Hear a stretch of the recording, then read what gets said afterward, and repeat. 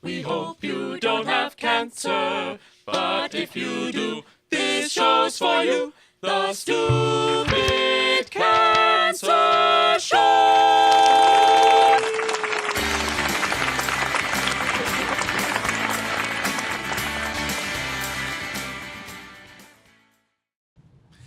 Hey guys, welcome back to another exciting episode of the Stupid Cancer Show. My guest today, Ellis Emerson. I'm Matthew Zachary, the founder and CEO of Stupid Cancer.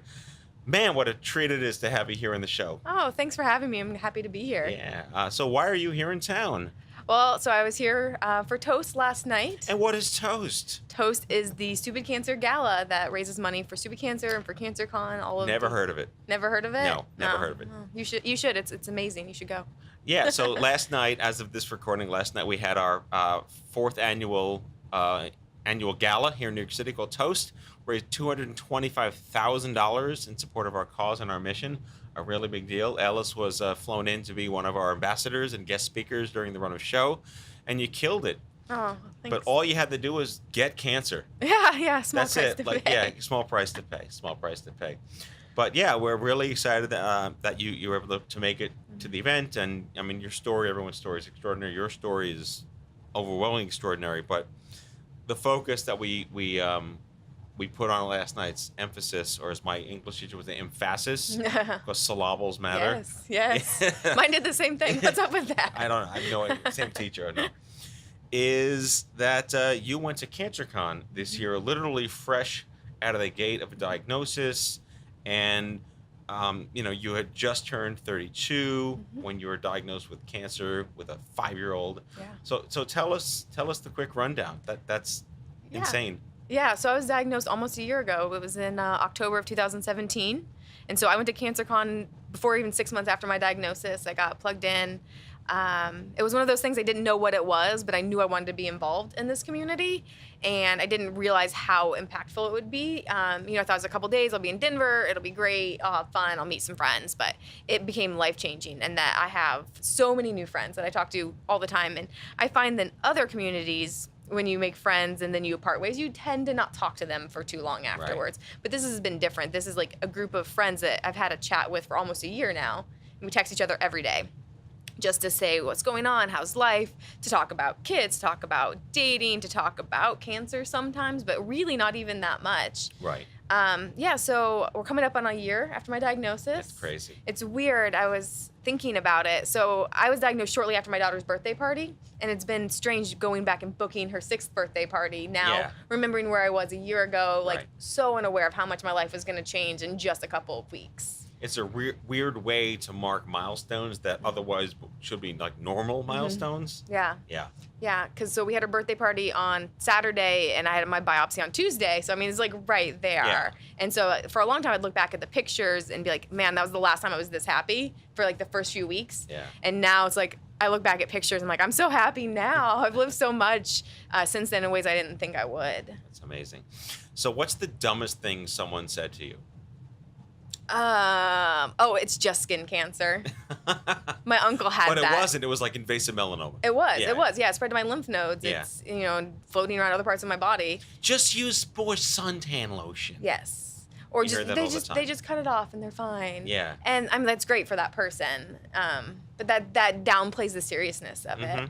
And I think that other cancer survivors have that problem with other cancers too. Right. Because we've softened what it means, right? Like breast cancer is tragic, but it's a pink ribbon now, and it's hard for people going through it to see their disease trivialized. Right, and it is October, Breast Cancer Awareness Month, but what I find really intriguing being in this industry for so long, there's not a lot of pink anymore. Right. There's really more empowerment about metastatic cancer and in cancer in communities of color where there are massive disparities out there. I mean, every now and then there's like the water truck that's pink. Yeah, but I saw one last night. The Delta plane is pink or something like that. But the pink blenders and the pink M&Ms, they're gone. People are so savvy now that it's just shtick and kitsch, and it doesn't really represent the honesty of what actually happens behind the scenes. Right, yeah. Yeah, I think about it a lot because of the NFL, right? They do the pink thing, and it's an interesting juxtaposition between the seriousness of the disease and like their pink towels. Yeah. So Ridiculous. So your girl was 5. Yeah. So what was it like for her? How do you talk to a 5-year-old that mommy has a boo-boo?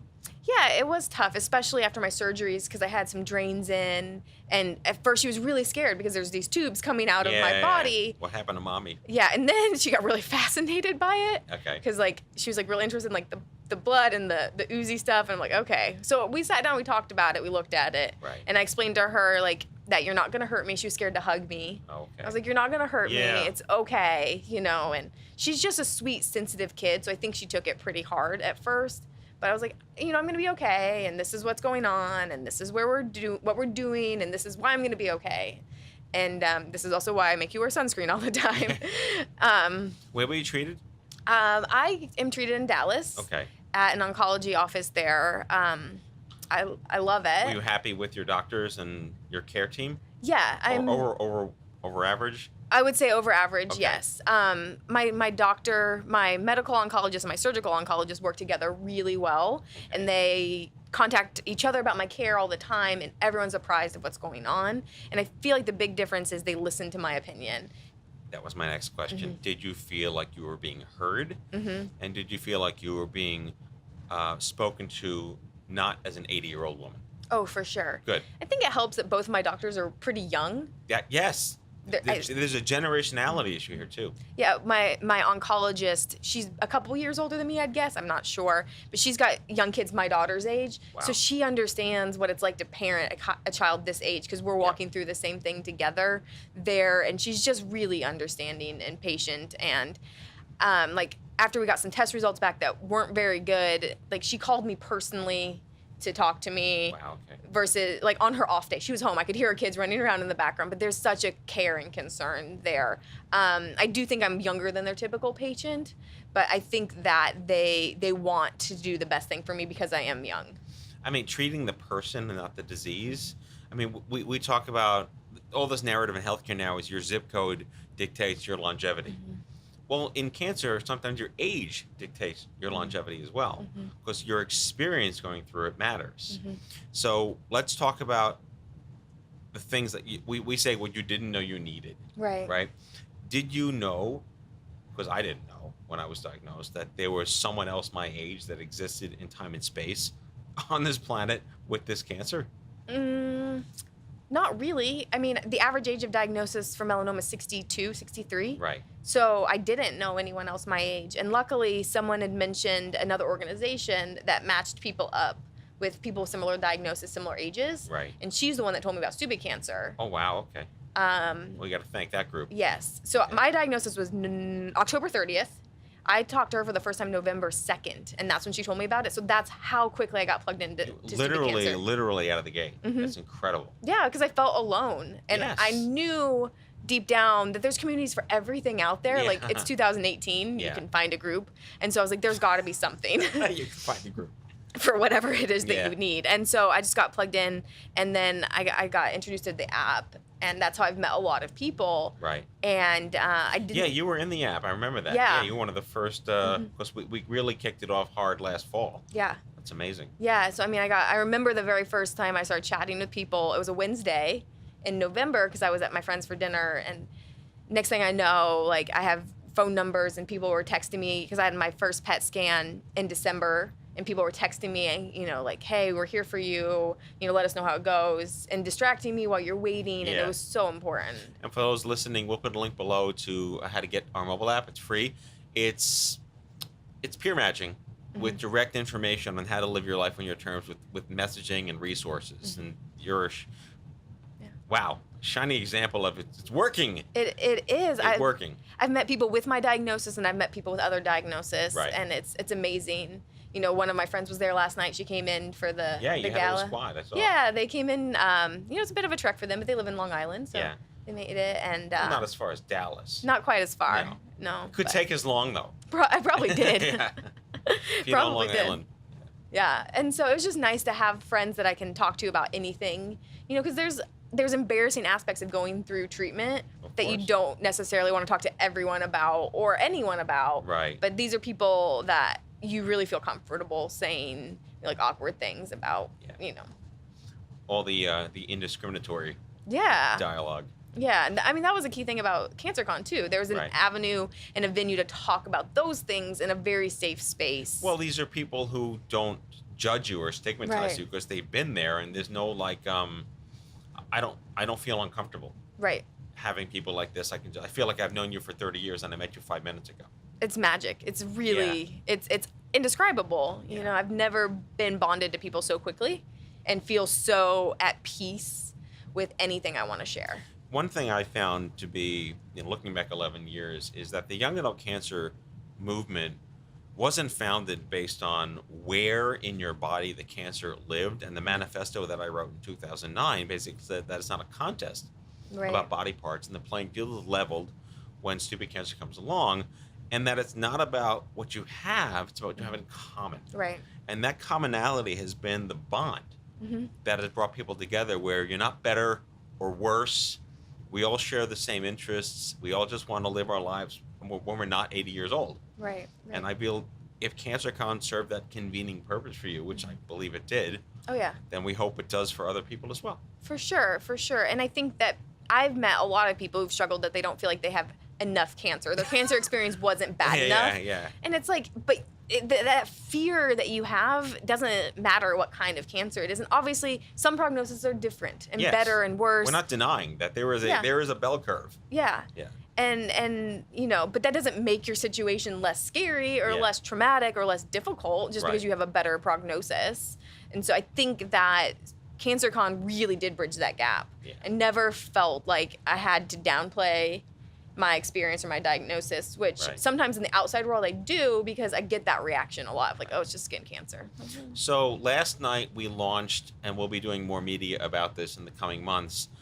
We want to make CancerCon more inclusive and accessible so that people like Ellis can benefit from it. And honestly, we want to provide people facing financial hardship, and it's not always easy to get to the conference. Next year's in Denver. And how can we create a situation where there isn't really a barrier? If you want to go, you can get there. So we're launching the Cancer Compeition Scholarship Fund. We launched it last night. We raised $15,000 to kick it off last awesome. night, which is amazing. And for every $5,000 that is donated, one young adult facing financial hardship, such as Ellis, gets to go and be given the gift of CancerCon. I think we Yeah. could say it that way. Yeah, that was the theme last night, right? It is a gift. Yes.